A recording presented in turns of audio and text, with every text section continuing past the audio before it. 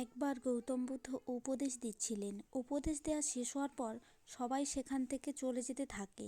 তখন বুদ্ধ দেখলেন সবাই তো চলে যাচ্ছে, কিন্তু এক ব্যক্তি চুপচাপ সেখানে বসে রইল। তা দেখে গৌতম বুদ্ধ ব্যক্তির কাছে গিয়ে বলল, কি হয়েছে, আপনি দুঃখী কেন? ব্যক্তিটি বলল, হে বুদ্ধ, আপনি খুব ভালো এবং মূল্যবান উপদেশ দেন, যা শুনে মানুষের মন শান্ত হয়ে যায়, কিন্তু আমার মন এখনও অশান্ত রয়ে গিয়েছে। ব্যক্তিটির কথা শুনে গৌতম বুদ্ধ মুচকি হেসে বললেন, এই দুনিয়াতে কারোরই মনে শান্তি নেই। কিছু লোক ভাবে যে তাদের মন শান্ত হয়ে গিয়েছে, কিন্তু তারা ভুলে যায় যে আজ তারা যে শান্তি প্রাপ্ত করেছে, আগামীকাল তা আর থাকবে না, তারা আবার অশান্ত হয়ে উঠবে।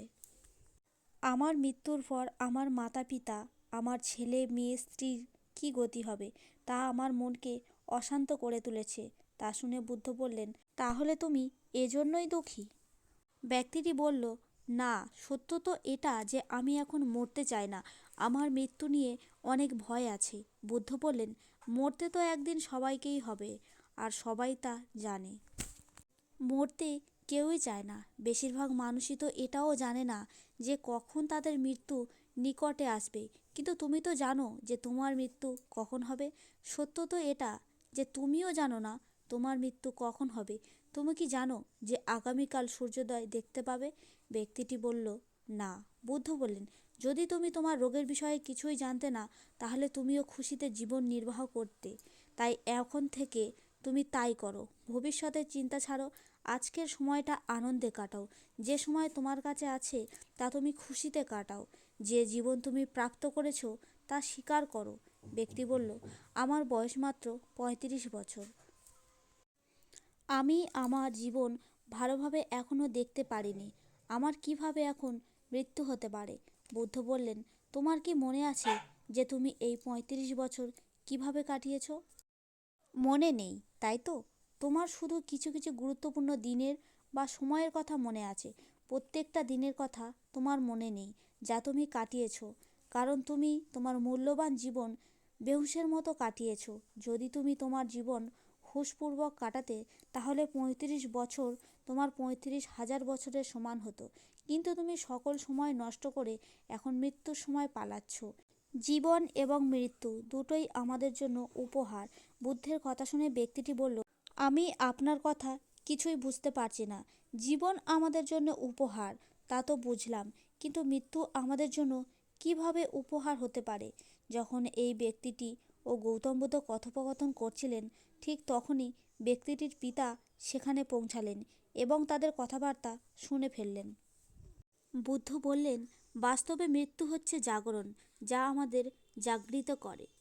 তুমি জীবনের ৩৫ বছর অতিবাহিত করেছো, কিন্তু কখনো জীবনের বিষয়ে ভাবোনি। কিন্তু যখন তোমার মৃত্যু নিকটে এসে গেছে, ঠিক তখনই তুমি জীবনের বিষয়ে ভাবতে লাগলে। এটাই হচ্ছে মৃত্যুর কাজ। মৃত্যু জীবনকে জাগৃত করে। যদি মৃত্যু না হতো, তাহলে লোক সমস্ত জীবন অন্ধকারে কাটাতো এবং কখনো আলোর দিকে এগোতো না। বুদ্ধ বললেন, তোমার কি জন্মের পূর্বের কোনো জ্ঞান আছে? ব্যক্তিটি বলল, না, জন্মের পূর্বে আমার কোনো জ্ঞান নেই। বুদ্ধ বললেন, জন্মের পূর্বের যেমন তোমার কোনো জ্ঞান নেই, ঠিক তেমনই মৃত্যুর পরেও তোমার কোনো জ্ঞান নেই। তাই তুমি ভয়ে আছো। তুমি তোমার জীবনের শেষ দিন পর্যন্ত খুশিতে কাটাও এবং ধ্যান করো। যখনই তুমি জীবনকে বুঝতে পারবে, তখনই তুমি মৃত্যুকেও জানতে পারবে। তোমার ভিতর মৃত্যু নিয়ে যে ভয় উৎপন্ন হয়েছে, সব কিছুই দূর হয়ে যাবে। তখনই তুমি মৃত্যুর উপহারকে বুঝতে পারবে।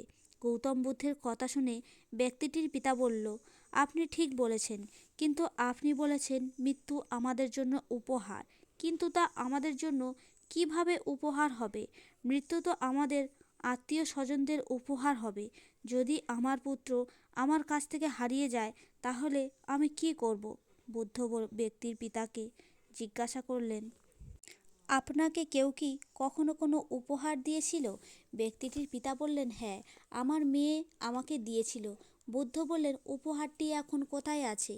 ব্যক্তিটির পিতা বললেন, আমাদের গ্রামে আসা বন্যার জলের সঙ্গে ভেসে গিয়ে নষ্ট হয়ে গিয়েছে। তখন বুদ্ধ আবার বললেন, তার জন্য তোমার মেয়ের প্রতি স্নেহ, ভালোবাসা, প্রেম কমে গেছে নাকি? ব্যক্তিটির পিতা বললেন, না, ওই সময়ের কথা আমার এখনও মনে আছে, যখন আমার মেয়ে আমাকে উপহারটি দিয়েছিল। আমি ওই সময়ের কথা কখনো ভুলতে পারবো না।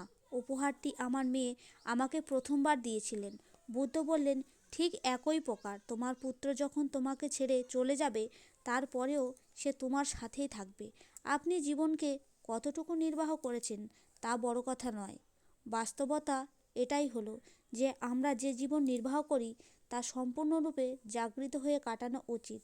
ব্যক্তিটি বললেন, আপনি ঠিক বলেছেন, কিন্তু আমার মৃত্যুর পর আমার পরিবারের কী গতি হবে? বুদ্ধ বললেন, তুমি কি তাদের জন্য কিছু করতে পারবে? ব্যক্তিটি বলল, শারীরিকভাবে তো আমি এখন কিছুই করতে পারবো না। বুদ্ধ বললেন, যদি তুমি কিছুই করতে পারবে না, তাহলে অযথা চিন্তা করে সময় নষ্ট কেন করছো? সে সময় তোমার আছে, আনন্দে কাটাও। এই দুনিয়াতে কেউ কারোর জন্য কিছুই করে না। নিজের জীবন নিজেকেই নির্বাহ করতে হয়। আমরা শুধু এই ভ্রমেই থাকি যে আমরা অপরের জন্য কিছু করছি। বাস্তবে তো আমরা তাদের জন্য না, সব কিছু আমরা নিজেদের জন্যই করে থাকি। যদি আজ তুমি তোমার পরিবারের জন্য জমি জমা একত্র করছো, তা তুমি তাদের জন্য নয়, নিজের জন্য করছো। কারণ তা করলে তোমার অন্তরে শান্তি প্রাপ্ত হয়। যদি তুমি তাদের জন্য কোনো কিছু না করো, তবে তাদের বেশি কিছু যায় আসে না। কারণ জীবন কখনো এক প্রকার থাকে না। জীবনে অনেক কঠিন পরিস্থিতির মোকাবিলা করতে হয়। জীবন কখনো এতটাও সহজ ছিল না। অনেক সংগ্রাম করতে হয়, তবেই জীবন চলে। গরিব লোক থেকে ধনী লোক বেশি চিন্তিত থাকে। তা থেকে বোঝা যায় যে ধন দিয়ে জীবনকে সুরক্ষিত রাখা যায় না, কিন্তু সম্পূর্ণরূপে জাগৃত হয়ে জীবনকে সুরক্ষিত রাখা যায়। তা করলে আমরা জীবনের সকল প্রকার পরিস্থিতি বুঝতে পারব, জীবন এবং মৃত্যুকেও বুঝতে পারব। তখন ব্যক্তিটি গৌতম বুদ্ধের কথা মন দিয়ে শুনে বলল, আমি আপনার কথা ভালোভাবে বুঝে গেছি, আর এখন আমার মৃত্যুর ভয়ও আর নেই। এখন আমি বাকি জীবনটিকে খুশিতে কাটাবো।